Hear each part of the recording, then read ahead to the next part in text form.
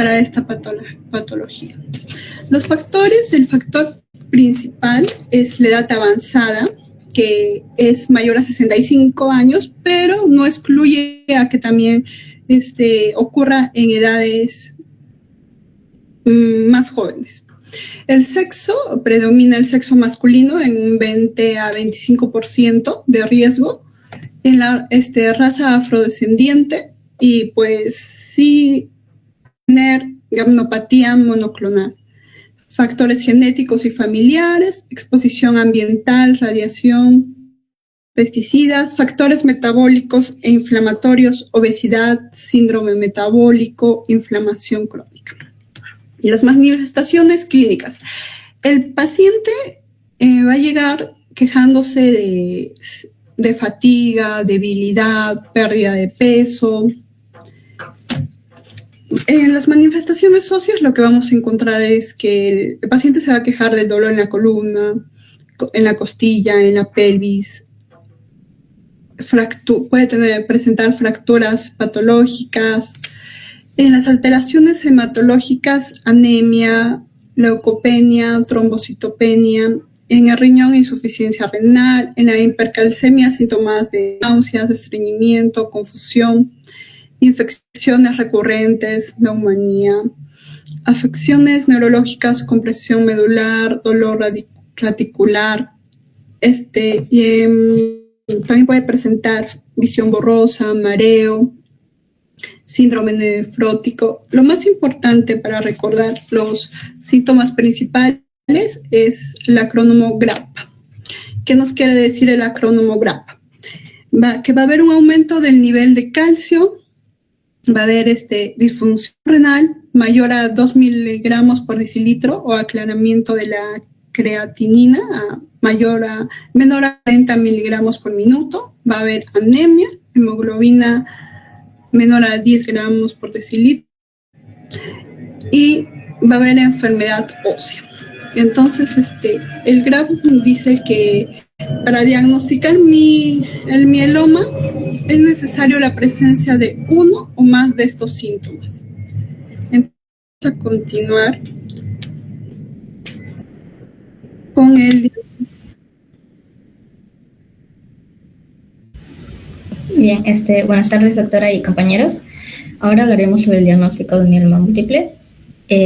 Aquí se va a realizar siguiendo una secuencia estructurada que va a integrar lo que es laboratorio, tanto la médula ósea y las imágenes, ¿no? En primer lugar vamos a tener el laboratorio. Aquí la prueba inicial más importante va a ser la electroforesis de proteínas séricas. Esto nos va a indicar que va a haber un pico monoclonal, lo cual también va a ser llamado como componente M. Esto nos va a representar la producción excesiva de las inmunoglobulinas por las células plasmáticas clonales, las cuales ya también se mencionaron. Y esto es para confirmar su naturaleza. Si se va a realizar una inmunofijación, esto es lo que va a permitir identificar el tipo de inmunoglobulina, por ejemplo, la inmunoglobulina G, la A o de cadenas ligeras. Adicionalmente a esto, se miden las cadenas ligeras libres en suero y esto va a ser clave especialmente en mielomas de tipo no secretor o de cadenas ligeras. Aquí también en la imagen podemos ver que hay otros estudios básicos, los cuales van a incluir el hemograma, donde se puede encontrar anemia, el calcio sérico para detectar hipercalcemia y creatinina, lo cual va a evaluar el compromiso renal. También el siguiente paso es el estudio de la médula ósea, donde se va a requerir demostrar la presencia de mayor o igual al 10% de células plasmáticas clonales para considerar como el diagnóstico confirmatorio, ¿no? Y finalmente las imágenes, las cuales van a ser un gran apoyo. Vamos a tener como el TAC, la resonancia magnética o el PET-C. Estos van a permitir identificar las lesiones líticas óseas, ¿no? Siguiente, por favor. Luego tenemos los criterios diagnósticos.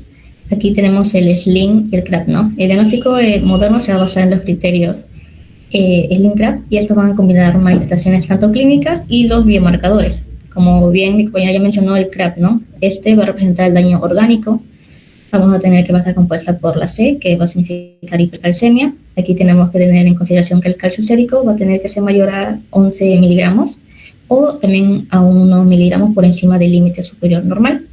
Y esto nos va a indicar que va a haber una resorción ósea por una actividad tumoral. Luego tenemos la R, que va a significar insuficiencia renal. aquí va a haber una creatinina sérica mayor a 2 miligramos, o también nos mencionan un aclaramiento de creatinina, el cual tiene un valor de menor a 40 mililitros por minuto. Y esto va a ser asociado a nefropatía por las cadenas ligeras. Por otro lado tenemos la anemia. Aquí nos mencionan con una hemoglobina menor a 10 gramos por decilitro, o mayor o igual a 2 gramos por decilitro, pero por debajo del valor normal. Y esto es por una infiltración medular y también por una disminución de la tropoiesis, ¿no? Y luego la B tenemos las lesiones óseas. Aquí nos mencionan que debe de haber mayor o igual a una lesión lítica, tanto en la radiografía, en el TAC o en el PET, ¿no? Y no solamente basta la osteopenia sola, sino que también deben ser lesiones destructivas. A esto le vamos a añadir los biomarcadores SLIM. ¿Y qué significa esto? Cada palabrita, por ejemplo, la S significa 60 y viene de 60. Entonces, aquí vamos a tener que tiene que haber un valor mayor o igual de 60% de células plasmáticas clonales que se van a encontrar en la médula ósea. Entonces, esto va a indicar un alto riesgo de progresión y también lo define como mieloma activo, incluso sin daño, sin estar presente el TRAP. También tenemos el I, que viene a ser light chains, las cadenas ligeras libres.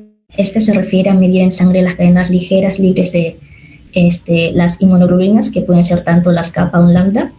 Y también las células plasmáticas de mieloma mencionan que producen muchas de estas cadenas, entonces una de ellas es la que se va a volver dominante, ¿no? Entonces aquí es donde debe haber una relación tanto involucrada y la no involucrada. Entonces entre esta división debe de darnos mayor o igual a 100, y además también estar presente la cadena ligera e involucrada que sea mayor o igual a 100. Y esto es importante, ya que los deben de cumplirse. Y bueno, ¿por qué importa esto? Es porque la producción masiva de una cadena monoclonal, también la alta carga tumoral, ¿no? Presentarse el CRAP. Y es que por esto ya cuenta como un mieloma activo, aunque no haya el CRAP en sí. Y luego tenemos el M, que viene a ser de una resonancia magnética. Aquí debe de haber presente mayor o igual a una lesión focal en la resonancia, y nos mencionan que cada lesión debe de medir por lo menos mayor o igual a 5 milímetros. Entonces esto nos va a representar que la enfermedad va a ser ósea temprana, y a veces nos menciona que no puede ser visible en la radiografía. Entonces, la presencia de cualquiera de estos criterios va a confirmar si hay un mieloma activo, incluso sin el CRAP, ¿no? Siguiente, por favor. Hablaremos un poco de la progresión en los estados de la enfermedad. Ya mi compañera lo habló, pero aquí quiero darle un énfasis. Tenemos que el mieloma múltiple va a tener 3 etapas de estados principales. Tenemos el MGUS, que es la gamapatía monoclonal de significado incierto. Esta va a ser la forma más temprana y benigna, por decirlo, dentro de todo esto. Aquí los criterios diagnósticos van a ser las proteínas monoclonal en suero, las cuales van a ser menores a 3 gramos por decilitro. También las células plasmáticas en la médula ósea van a ser menor al 10%, y aquí nos mencionan que no va a haber criterios del slim CRAP, o sea, tampoco va a haber daño orgánico. En su fisiopatología nos menciona que va a existir un clon pequeño de estas células plasmáticas, las cuales va a producir la inmunoglobulina, pero aquí no se va a infiltrar significativamente en la médula, ni tampoco va a producir un daño en los órganos. Aquí su riesgo de progresión va a ser aproximadamente de 1% por año, y puede progresar a mieloma múltiple u otras neoplasias, como una amiloidosis. En su manejo, no se trata y solo se da un seguimiento periódico, ¿no? Mediante el laboratorio. Luego tenemos el mieloma smoldering o latente. Este es un estado intermedio. Aquí sí hay una mayor carga tumoral, pero aún sin daño significativo. Los criterios diagnósticos vienen a ser la proteína monoclonal. Aquí es mayor o igual a 3 gramos por decilitro, o las células plasmáticas en médulas de 10 al 60%, y tampoco va a haber el slim CRAP, ¿no? Y aquí también es clave de que puede haber tumor, pero aún no va a haber un daño significativo.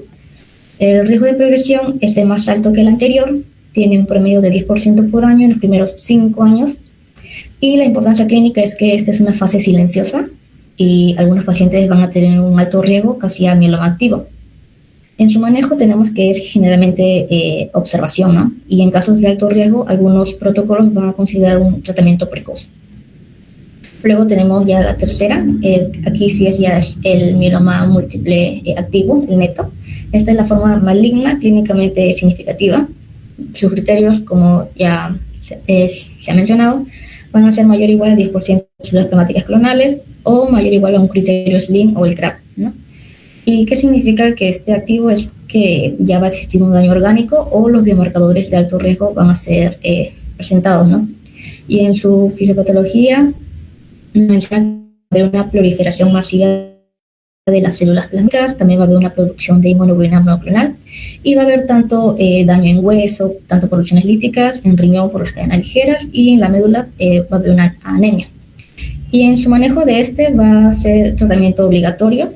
Este va a incluir los tripletes, lo cual también se va a mencionar luego, que está compuesto por el bortezomib, la lenalidomida y la dexametasona, también por anticuerpos monoclonales y también el trasplante autólogo en candidatos, ¿no? También hablaré de esto luego. La diferencia clave entre estos estados es la presencia o la ausencia del daño orgánico, ¿no? Siguiente, por favor.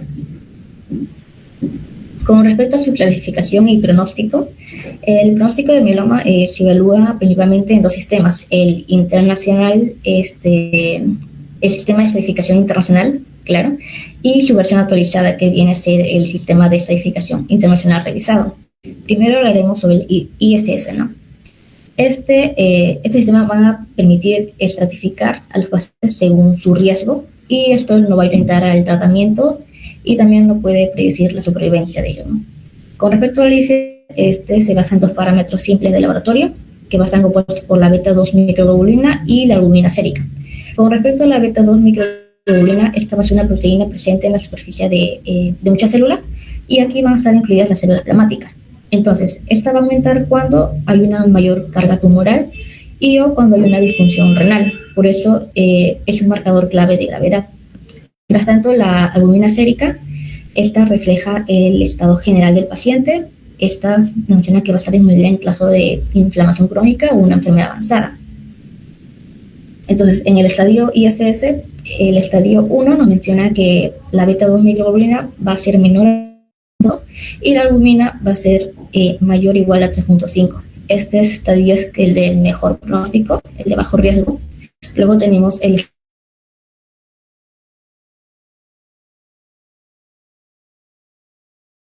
estadio y el tercer estadio. Y en el estadio 3, este sí ya va a ser el de alto riesgo. Aquí tenemos que la beta-2 microglobulina va a ser mayor o igual a 5.5. Luego tenemos el sistema de estadificación revisado, el más actualizado. Esta va a ser una versión más completa porque va a añadir lo que es una biología tumoral.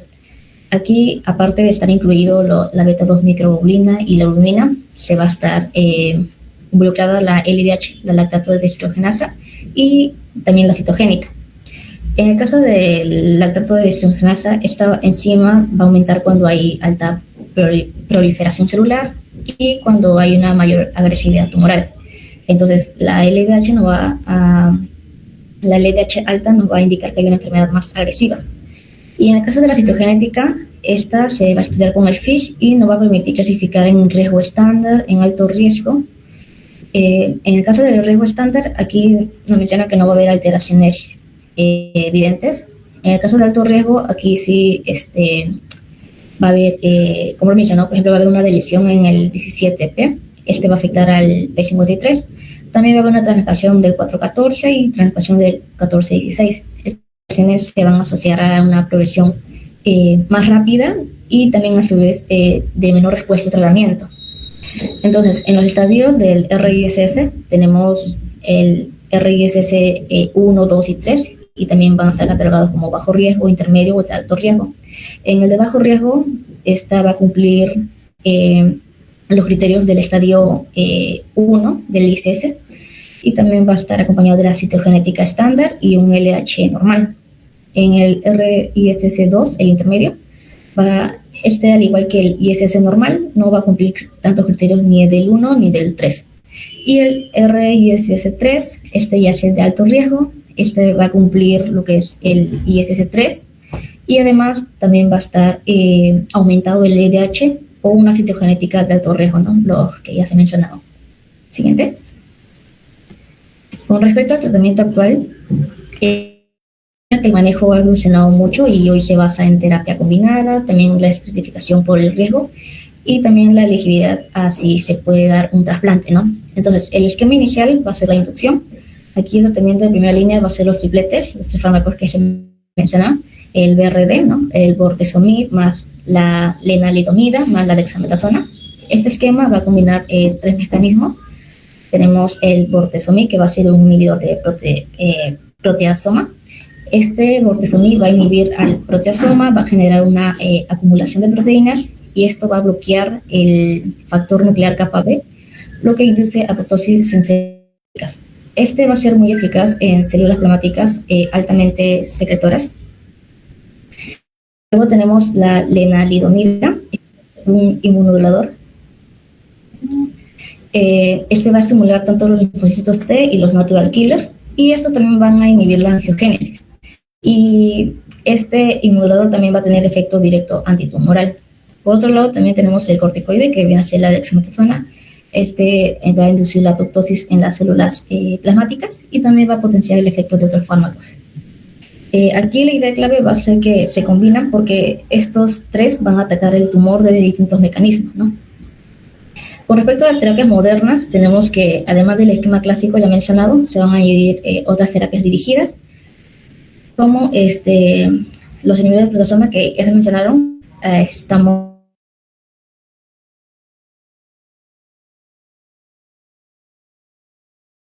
y este va a ser, en todo caso, más potentes en una enfermedad agresiva. Y los IMDC, los inmunomoduladores, ya mencionada la lenalidomida, también hay otro que es la pomalidomida, ¿no? Estos van a ser muy usados en caso de mantenimiento y una recaída. También los anticuerpos monoclonales, aquí también está presente el daratumumab, el anti-CD38. Aquí su mecanismo es que este va a reconocer el CD38 en las células plasmáticas, y entonces lo que va a hacer es activar el sistema inmune para llegar a destruirlas, ¿no? Y se menciona que hoy en día muchos esquemas ya son cuádruples, o sea, van a añadir este último, el daratumumab, ¿no? El triplete. Por otro lado, tenemos el trasplante autólogo de médula ósea. Esta va a ser una parte fundamental del tratamiento en pacientes elegibles, ¿no? Aquí tenemos una pregunta, ¿no? O sea, ¿quiénes van a ser candidatos? Normalmente van a ser pacientes jóvenes, en un promedio de menores a 65 o 70 años. Aquí también va a depender mucho del estado funcional en que se encuentren. También, por ejemplo, que estén sin comorbilidades severas. Y aquí, ¿cómo funciona o qué es un trasplante autólogo? Aquí se da una quimioterapia de inducción, entonces luego se recolectan las células madres del paciente y se va a administrar quimioterapia a altas dosis a ¿no? Entonces luego se va a reinfundir sus propias células, por eso es que es un trasplante sí mismo se hace. Lo bueno de esto es que va a aumentar la supervivencia libre de progresión. Luego tenemos la terapia de mantenimiento. Aquí, después del tratamiento inicial o en caso se haya dado el trasplante, se va a usar la lenalidomida a largo plazo.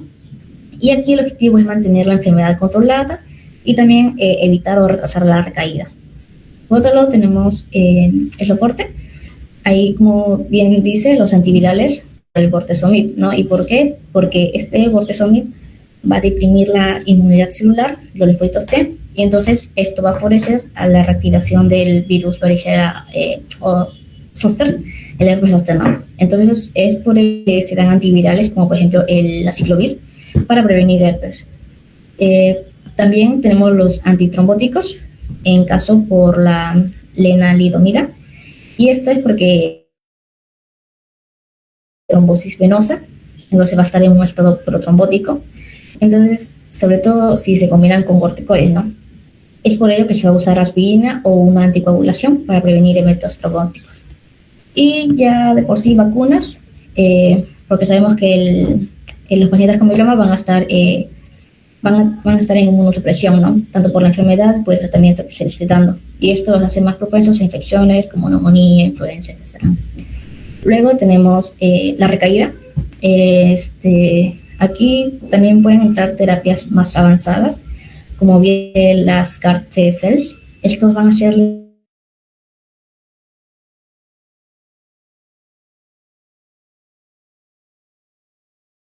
sencillos para reconocer y destruir las células tumorales. ¿Cómo es que funciona esta terapia? Aquí se van a extraer los linfocitos T del paciente, en un laboratorio se van a modificar para que expresen un receptor, el CAR. Entonces, este receptor va a reconocer un antígeno tumoral.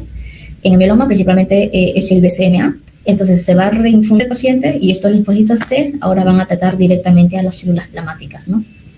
Por otro lado, también tenemos el anticuerpo biespecíficos. Estos son anticuerpos diseñados con dos brazos, por decirlo de esa manera. Aquí uno se va a unir a la célula tumoral, por ejemplo, el BCMA, y otro se va a unir a un linfocito T, pongámosle el CD3. Entonces, aquí este va a actuar como un puente, ¿no? Entonces, va a acercar el linfocito T a la célula tumoral y también va a activar el linfocito T. Entonces, esto va a destruir la célula plasmática. Estos se menciona que va a ser muy prometedoras en caso de resistencia. Siguiente, por favor. Ya por último tenemos el manejo de complicaciones y el pronóstico. En caso del manejo principal va a tratar de evitar las complicaciones, ¿no? O tratarlos básicamente. Aquí tenemos los bifosfonatos. Estos van a prevenir daño óseo, por ejemplo el zoledrónico. Estos van a inhibir los osteoclastos, por lo tanto va a disminuir la resolución ósea y va a disminuir tanto las fracturas y el dolor que se mencionó que es característico, ¿no? Tanto en la lumbar, las costillas. Por otro lado tenemos la hidratación. Este es para el manejo de la hipercalcemia, también el soporte renal para evitar la progresión a una insuficiencia renal y la prevención de infecciones, ¿no? Como ya se mencionó, por una inmunosupresión que va a estar presente en el caso del paciente con mieloma. Y en pronóstico, tenemos que el mieloma múltiple va a ser una enfermedad tratable, pero aún no va a ser curable. Sin embargo, los avances terapéuticos han mejorado significativamente la supervivencia. Se mencionaba que antes tenía un promedio de 3 años y ahora muchos pacientes viven más de 8 a 10 años, ¿no? Y por ello va a ser fundamental tanto el diagnóstico temprano, la estratificación adecuada del riesgo, lo cual permite elegir el mejor tratamiento, y el inicio oportuno del tratamiento, ¿no? Siguiente. Esa sería nuestra bibliografía y gracias.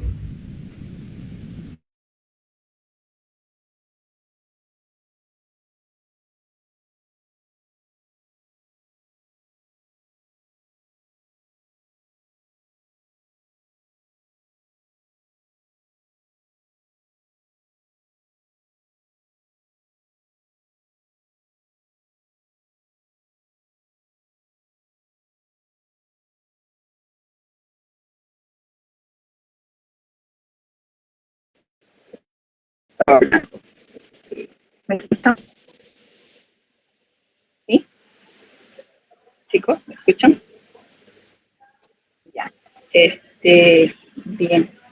Hay puntos que podemos retomar.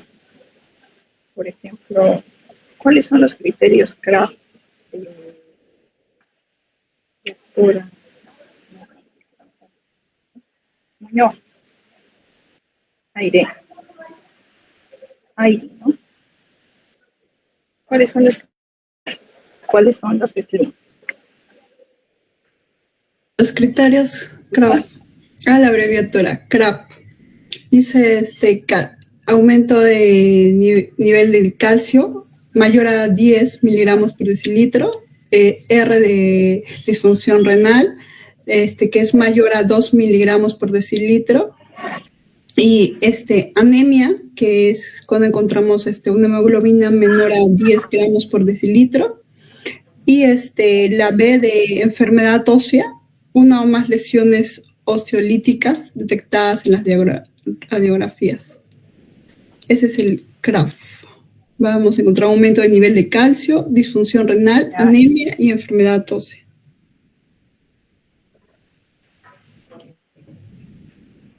Marcadores de progresión o SLIM, ¿cuáles serían?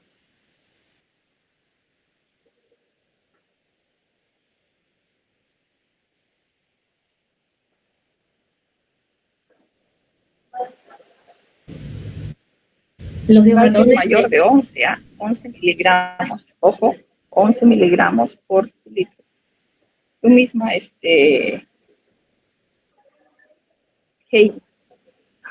perdón. ¿Cuáles son los marcadores de progresión o biomarcadores de progresión?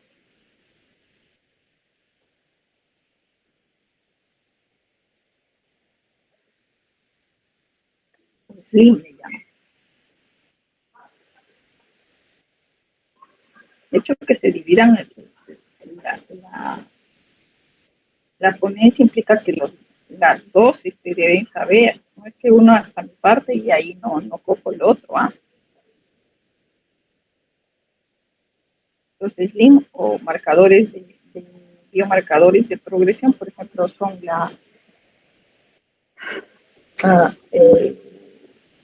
que si encontramos en el aspirado más del 60% de células plasmáticas, que si las cadenas ligeras alteradas están con una relación más de 100, ¿no?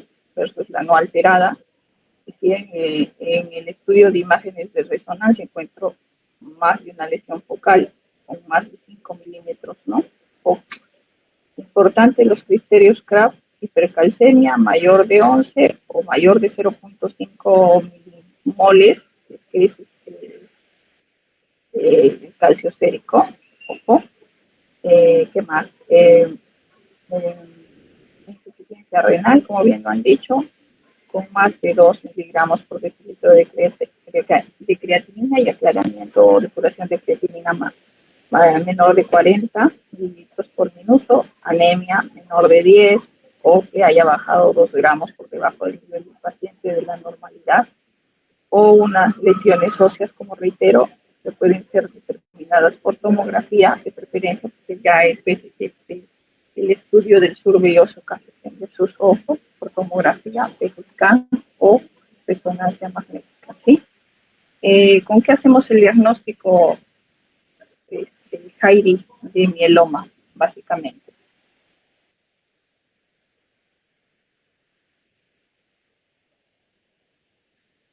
Doctora, ¿me escucha? Disculpe, no se le escucha. Sí, pero a usted no se le escucha bien. Pero el diagnóstico va a ser el aspirado de la médula ósea y vamos a buscar qué células plasmáticas están alteradas, buscando si hay el IgG, el IgM, alguna de estas, si ha sufrido alguna mutación.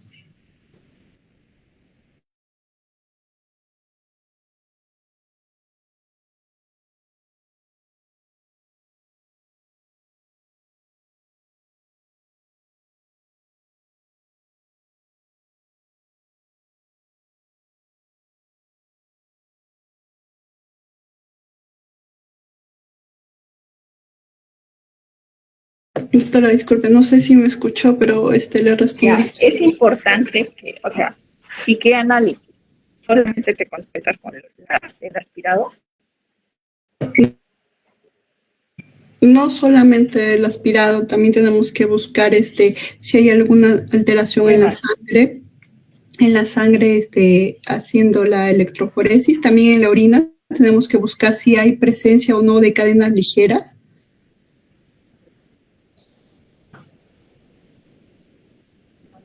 Aspirado de médula ósea, el cariotipo, no, generalmente debería ser sí, porque hay alteraciones genéticas que nos indican que son de mal pronóstico, ¿cierto? ¿Como cuál? La 414, 1416, la ganancia del cromosoma 1, del brazo largo del cromosoma 1, la presencia del TP53 o la inversión del 17, ojo, eso nos hace la translocación 17P, entonces nos hace pensar que el pronóstico del paciente no va a ser bueno y ahí habría que comenzar con un tratamiento mucho más agresivo. Ojo. Ahora, solamente el aspirado, estudio de cariotipo citogenético, estudio en nuestro medio, el estudio de inmunofijación, proteinograma electroforético, sérico y urinario, cadenas ligeras. Podemos pedir el estudio de recuento o sérico de inmunoglobulinas o negelometría que llamamos, ¿no? Para determinar qué tipo de inmunoglobulina está comprometida, ¿no? Se ha hablado también de el TCS, que va en relación, los nuevos o los corregidos están en relación a los estudios citogenéticos. También hay que ver el estudio, aparte del estudio citogenético, el DHL, si está aumentada a lo que agregaron las chicas, puede también presentar mal pronóstico. En cuanto al tratamiento, bien lo han dicho, son las tripletas. Ahora se está hablando incluso de cuatro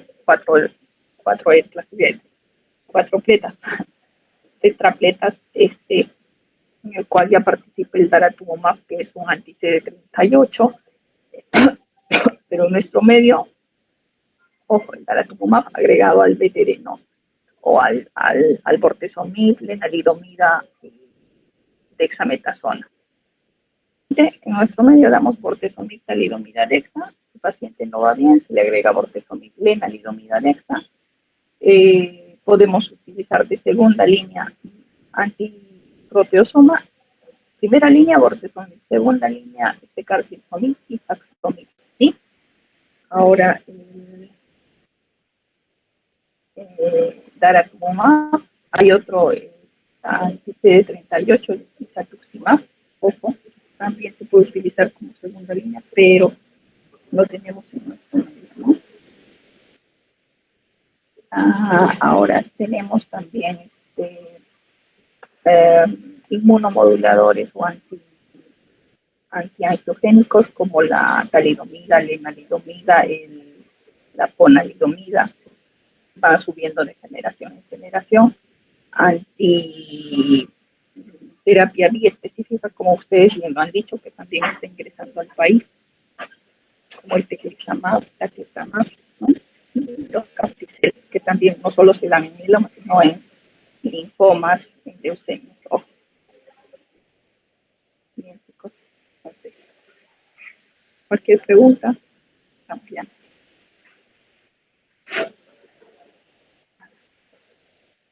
Entonces, nos vemos en la rotación. Gracias, chicos. Hasta luego.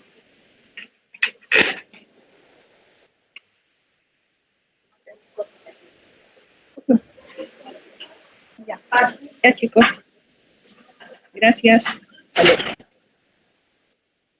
Nos vemos en las votaciones y cualquier cosa nos tienen a llamar.